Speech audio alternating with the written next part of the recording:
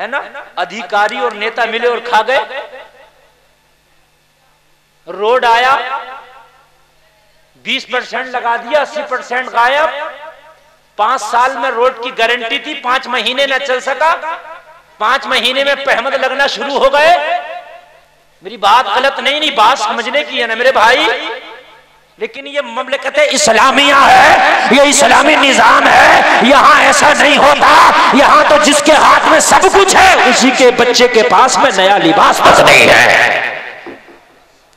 अपनी तारीख याद करो और जमाने की आंखों में आंखें डाल के बात करो। हमें गद्दार कहने की कोशिश न कर, हुकूमत करके हमने दिखाई है।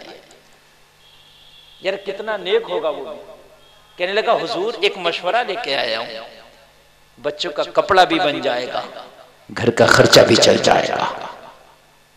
और जो मशवरा लाया वो भी जायज लाया। जो खलीफा ऐसा हो कि हराम का लुकमा ना खाता हो, अपने बच्चों को पुराना लिबास पहनाता हो, तो कैशियर मुंशी ऐसा क्यों रखेगा वो जो हराम की खाता हो? क्यों रखेगा मुझे बताइए। आज तो आज ऊपर से लेके नीचे तक सब बैठे, सारे हिस्से बढ़ जाते हैं। मेरी बात गलत तो नहीं है ना? है मोटरसाइकिल आप चला रहे हो, कागज नहीं है, चालान होगा, 500 रुपए दे दो, सब खत्म हो गया।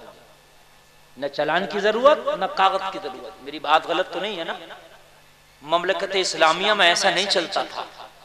वहां कानून कानून है, वहां रियाया भी वहीं खड़ी है, मंतरी भी वहीं खड़ा है, संतरी भी वहीं खड़ा है, खलीफा भी वहीं खड़ा है।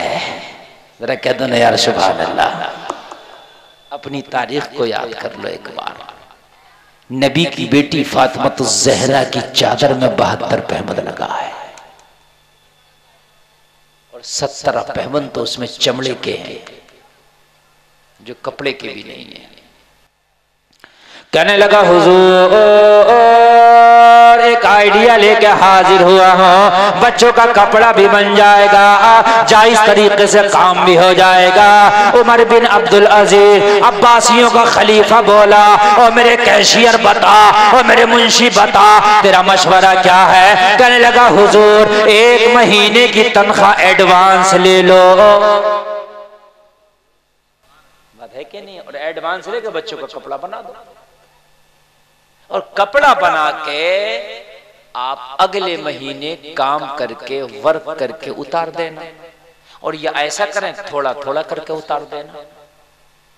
अगर 30 रुपए की तनख्वाह है तो 3 महीने में 10-10 करके उतार दो, 6 महीने में 5-5 करके उतार दो। बात समझ रहे कि नहीं समझ रहे? अगर आपकी तनख्वाह 10 रुपए महीना है तो हर महीने का 2 रुपया कटवा दो। 1 महीने की तनख्वाह एडवांस ले लो, हराम भी नहीं होगा, और थोड़ा थोड़ा करके आप उतार भी देंगे, और बच्चों का शौक भी पूरा हो जाएगा, बच्चों का नया लिबास भी हो जाएगा।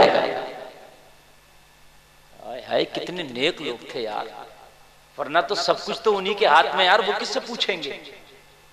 मगर उन्हें पता था कि एक हिसाब यहाँ कोई हो ना हो, लेकिन वहां एक हिसाब जरूर होना है, मिजाने अमल वहां जरूर कायम होना है, वहां जरूर हिसाब देना है। यहां तो अगर बच भी गया मगर वहां फंस जाएगा। हमारा तो हाल आज ये है कि हम उम्रे पे उम्रा तो कर रहे हैं, लेकिन पड़ोसी का जो हक मारा वो अभी तक दे नहीं पाए। उम्रा बाद में करो, अगर किसी का सिक्का तेरे ऊपर आया है ना तो उस सिक्के को लौटा दे पहले। उम्रा जब तक कबूल नहीं होगा जब तक कि दूसरों का हक अदा नहीं कर देगा।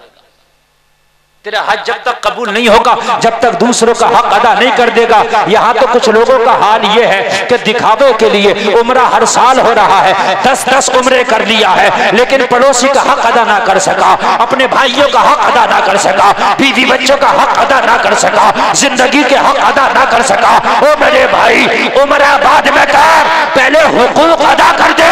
अगर हक लेके मर गया तो तेरे सजदे भी तुझे बचा जा सकेंगे। अगर हक लेके चला गया तो तेरी नमाज़ें भी तुझे बचा ना सकेगी। हुकूक अदा करके जाओ। किसी का हक तो नहीं मारा, किसी का रुपया नाजायज तो नहीं खाया। इस्लाम बड़ा प्यारा मजहब है। उमर बिन अब्दुल अजीज कहता है जब गारंटी नहीं दे सकता तो रजिस्टर ले जा। मुझे फाका प्यारा है, वो फटा हुआ कपड़ा प्यारा है, लेकिन अपने जनाजे पर किसी का कर्जा मुझे प्यारा बर्दाश्त नहीं।